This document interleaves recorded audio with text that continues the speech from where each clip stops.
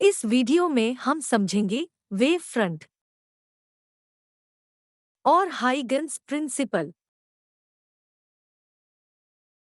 Wave front. मान लीजिए कि एक पॉइंट लाइट सोर्स से number of light wave emit हो रही है। इन सभी लाइट वेव की स्पीड सेम है और ये लाइट वेव होमोजीनियस मीडियम में ट्रेवल कर रही है।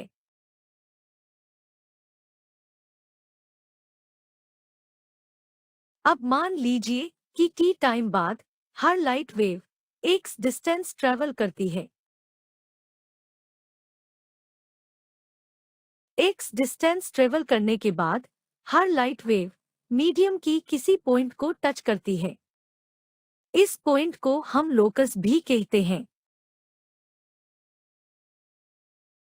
इन हर एक पॉइंट पे मीडियम के पार्टिकल्स होते हैं जो सेम फेज में वाइब्रेट करते हैं। कहने का मतलब ये है कि पर्टिकुलर टाइम पे इन पॉइंट्स को टच करने वाली लाइट वेव का फेज सेम होता है। इसे हम ऐसे समझ सकते हैं कि सेम स्पीड से ट्रेवल करने वाली सभी वेव का लोअर और हायर एम्पलीट्यूड सेम होता है। एनिमेशन में हम देखते हैं कि पॉइंट लाइट सोर्स से हर डायरेक्शन में लाइट वेव एमिट हो रही है और एक पर्टिकुलर टाइम के बाद मीडियम की हर एक पॉइंट को टच करती है, जिससे एक 3D स्फेरिकल प्लेन बनता है और इसी प्लेन को हम वेव फ्रंट कहते हैं। वेव फ्रंट को हम कुछ इस तरह से डिफाइन कर सकते हैं। A wave front is defined as the continuous locus of all the particles of a medium which are vibrating in the same phase. Light source के बेसिस पे वेव फ्रंट तीन टाइप के होते हैं: spherical wave front, cylindrical wave front और plane wave front.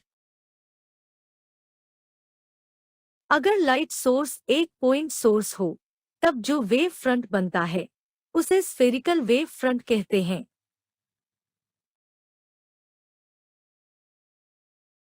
अगर light source एक linear source हो तब जो वेव फ्रंट बनता है उसे सिलिंड्रिकल वेव फ्रंट कहते हैं। अगर पॉइंट लाइट सोर्स या लीनियर लाइट सोर्स बहुत लार्ज डिस्टेंस पे हो तब जो स्फेरिकल या सिलिंड्रिकल वेव फ्रंट बनता है वो प्लेन वेव फ्रंट जैसा अपीयर होता है, उसे प्लेन वेव फ्रंट कहते हैं। इसका बेस्ट एग्जाम्पल हम सन को मान सकते हैं। इससे आने वाली spherical wave front plane wave front जैसा अपीयर होती है। आइए अब समझते हैं हाइगन्स प्रिंसिपल के बारे में। हाइगन्स प्रिंसिपल हमें किसी भी वेव फ्रंट की ज्योमेट्रिकल कंस्ट्रक्शन और पोजीशन के बारे में बताता है।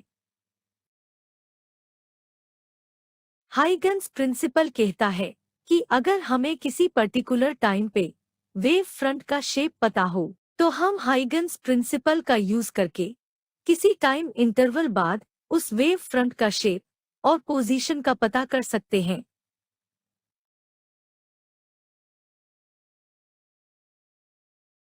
हाइगन्स प्रिंसिपल को समझाने के लिए हाइगन्स ने दो स्टेटमेंट दी है जिन्हें हम एनिमेशन की मदद से समझेंगे।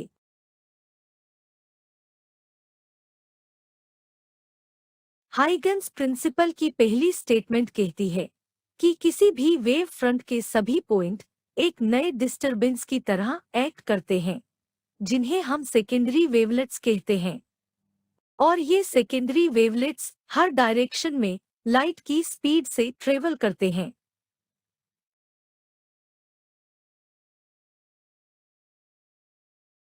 हाइगन्स प्रिंसिपल की सेकेंड स्टेटमेंट कहती है कि सेकेंडरी वेवलेट्स को टेंजेंशियली टच करने वाली सरफेस एक नया वेव फ्रंट बनाती है जिसे हम सेकेंडरी वेव फ्रंट कहते हैं। आइए इसे हम डिटेल में समझते हैं। मान लीजिए कि एक पॉइंट सोर्स से स्फेरिकल वेव फ्रंट एमिट हो रहे हैं।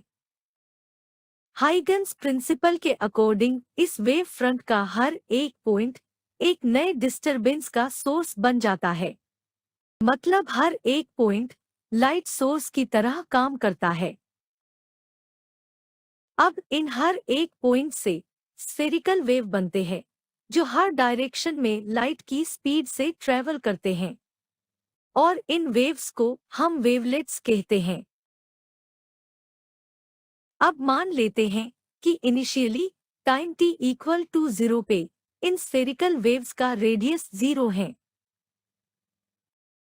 क्योंकि सभी वेव की स्पीड सेम है, इसलिए एक सर्टेन टाइम इंटरवल बाद जो रेडियस होगा वो स्पीड मल्टीप्लाई टाइम होगा। यानी कि अब हमें हर एक वेव के रेडियस की वैल्यू पता है। अब अगर हम इन सभी स्फेरिकल वेव के सरफेस से एक टेंजेंट ड्रॉ करें तो हमें एक नए वेव फ्रंट की पोजीशन मिलती है और इस नए वेव फ्रंट को सेकेंडरी वेव फ्रंट कहते हैं। और इस तरह हाइगन्स प्रिंसिपल का यूज करके हम किसी भी वेव फ्रंट की पोजीशन और शेप का पता लगा सकते हैं। Thanks for watching. अगर आपको हमारा यह वीडियो अच्छा लगा तो चैनल को सब्सक्राइब करें और वीडियो को लाइक करें। तो मिलते हैं नेक्स्ट वीडियो में।